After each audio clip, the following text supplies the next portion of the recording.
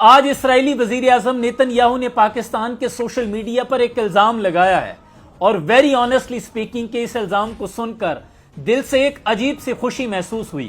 اس لیے آپ سے شیئر کر رہا ہوں۔ بی بی سی نے اس کو رپورٹ کیا ہے، نیتن یاہو کا بوٹ فارمز کے ذریعے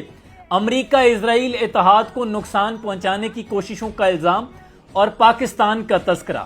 اسرائیلی وزیر اعظم نیتن یاہو نے الزام عائد کیا ہے کہ کئی ممالک بوٹ فارمز اور جعلی پتوں کے ذریعے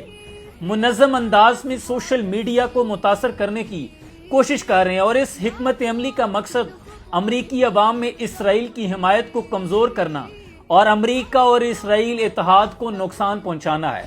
اور مزید کہا کہ جب اس منظم کیمپین کی حکمت عملی اس پیغام کی حقیقت جاننے کی کوشش کی جاتی ہے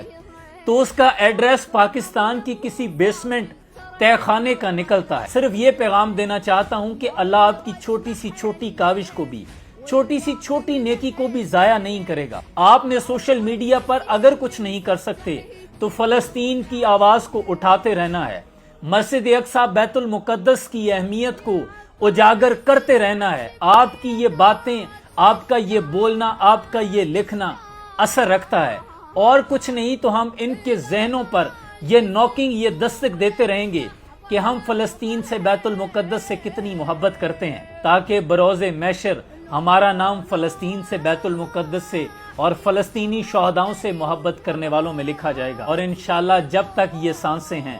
فلک کو پڑھا کبھی دل جلوں سے کام نہیں، اگر نہ آگ لگا دیں تو داغ نام نہیں۔